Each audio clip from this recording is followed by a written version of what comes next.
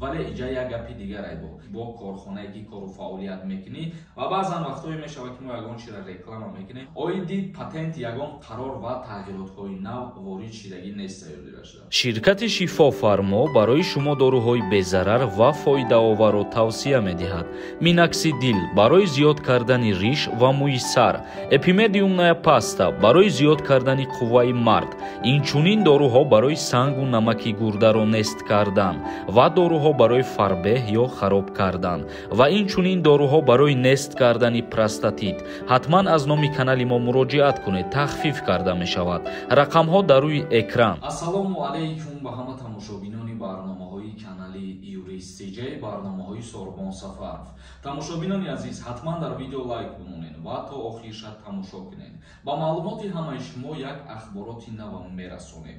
Чӣ хеле ки ман чанд рӯз пеш видео карда будам ва гуфтам ки Думаи давлатии Федератсияи Русия айни ҳол як пешниҳод кард ки муҳоҷироне ки дар биноҳои сохтмонӣ кор мекарданд ва аз сабаби надоштани патент ва регистратсия депортатсия шидагӣ буданд бояд авф карда шаванд.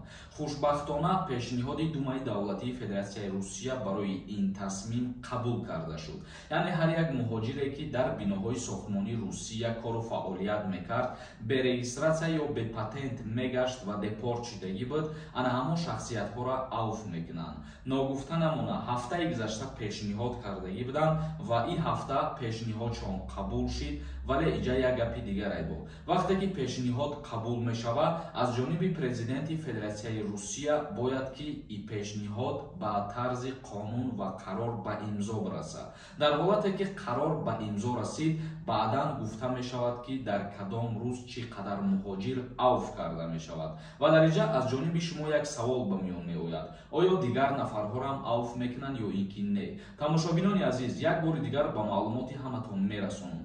Танҳо нафарҳое ки дар стройкаҳо кор мекарданд, ҳамон нафарҳоро тасмим гирифтагианд ки авф кунанд. Вале дар Федератсияи Русия вақте ки президент қарора ба имзо мерасонад, дар уҷа мумкин бо ягон пунктҳо дабавид шавад барои авф кардан. Ин чиз аниқ нестай, оле ки боз ғайри ин нафарҳо кадом шаҳрвандо авф карда мешаванд. Вақте ки президенти Федератсияи Русия қарора тасдиқ кард ва ба имзо ки расонид, 100% маълум мешавад. Худо хоҳад боз ба маълумоти ҳамаи шумо мерасонем. Баъд ин буд як хушхабар барои ҳамаи шумо пешниҳод кардем. Бисёре аз шумо дар ҳамин мавзӯъ савол пешниҳод мекардем. ҳама рӯза хабарҳои нав метавонед ки аз канали мо дастрас кунед. Акнун мегзарем ба қисми хондани комментарияҳо.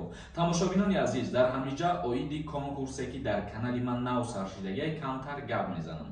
Тақрибан 4 рӯз шид ки мо конкурси нав сар додагем. нафароне ки мехоҳанд аз конкурси ма билет харидорӣ кунанд, имрӯз барои шумо як аксияи хурда как мекунем, ин шанса аз даст натиҳем.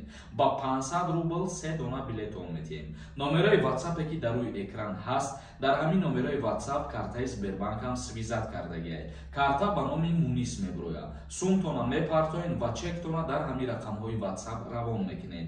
конкурс ҳамагӣ 42 дона приз дорад ва 3 нафаре ки аз ҳамада бисёр билет мехара, рӯзи финал сюрприз ура интизорае.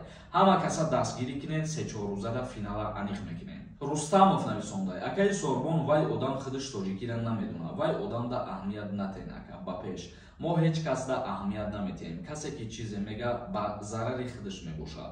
мо худо хоҳад ҳамеша кӯшиш мекунем ки ба пеш ҳаракат кардан гирем, баҳри нафароне ки моро тамошо мекунанд ва бовар мекунанд, баҳри ҳамво видео кардан мегирем. Али нависондай: ассалому алайкум ака, ҳоло ман дар шаҳри мусофирӣ қарор дорам. симкартаи Тоҷикистоне ки дар доми ман қайд шудааст бо паспорти нав, онро ҳам бояд аз нав ба қайд гирем ё ин ки не? агар аз нав ба қайд гирем, аз ҷои ман бародарам рафта ба қайд гирад, мешавад? Барои ҷавобатон пешакӣ раҳмат. яъне ки симкарта аллакай чизи шахсии шумо ба ҳисоб меравад. бе будани шумо ӯ симкартара вастанавид намекунанд ва аз сари нав ба қайд намегиранд. Табаров нависонда: ассалому алайкум ака, овозат хаста набошад.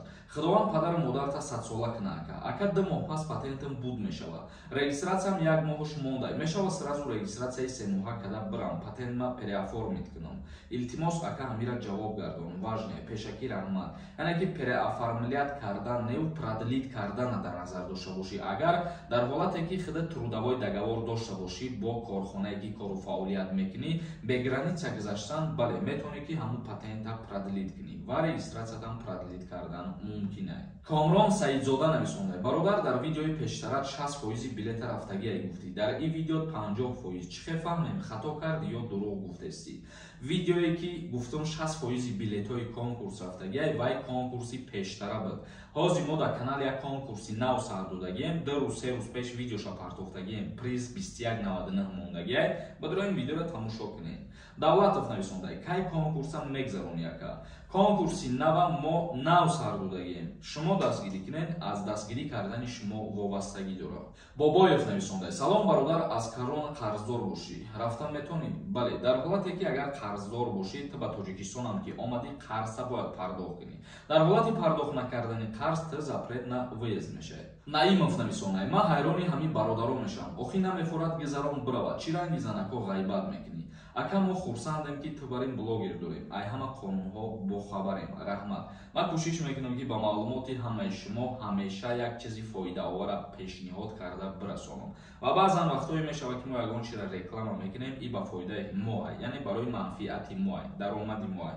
Ва ҳамин хотир касе ки ҳар сухани бад мегаву касе ки маъқулаш нест, хубаш тамошо накунед видеоҳои моро. Дар ин ҷаҳат 3 нафарое ки моро тамошо мекунанд ва видеоҳоро интизор мешаванд. Давлат нависонда: ассалому алайкум, ман нав 3 моҳ шид патент гирифтаам. Дигар шаҳравун патент када метавонам? Барои ҷавоб пешакӣ раҳмат.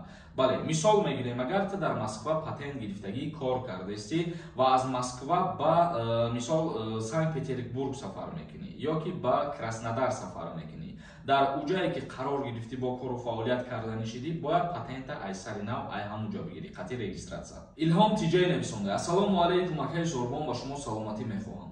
Мегӯям 2 кӯдакдорорам бошӣ, то 27 солара мебаранд. Ростае ака? Аниқша бугӯ. Дар ҳолате ки агар 21 сола ё 22 соларам бошӣ, 2 фарзанд дошта бошӣ, аз даъваткунӣ ба хизмат озод ҳастӣ. Абдуллозода нависонда: салом Зорбон, ба праваи Россия дар Тоҷикистон официально кор кардан мумкин аст? Мисол меорам ба шумо, ба праваи тоҷикӣ дар Россия шумо официально кор карда наметавонед. Просто барои гаштугузор кардани мошинихтон иҷозат доред. Ба праваи российскирам дар Тоҷикистон ҳамихе мебошад. Суҳроб нависонда: ассалому алайкум, ака меган патент 3 сола мешавад. Ҳамин гап роста? Илтимос ака саволда ҷавоб диҳед.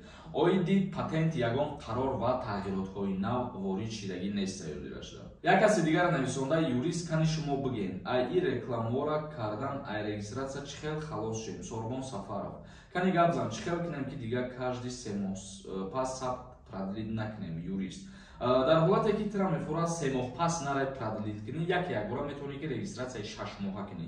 Ва ира дар назар доштагӣ бошӣ ки ту чӣ хел кунӣ ки абсолютно регистратсия накунӣ, ин сухани ту сухани хандаоварай ва ин хел номумкинае биданаш. Ба ҳамин хотир ба шумо мерасонам ба маълумотом ки метавонед 3 моҳа бикунед ё ки 6 моҳа бикунед регистратсияотонам. Тамошобинони азиз, ба ҳамин видеои имрӯзара ҷамъбаст мекунем. То барномаҳои оянда, худованд ҳамаи мо шуморо нигаҳбон бошад.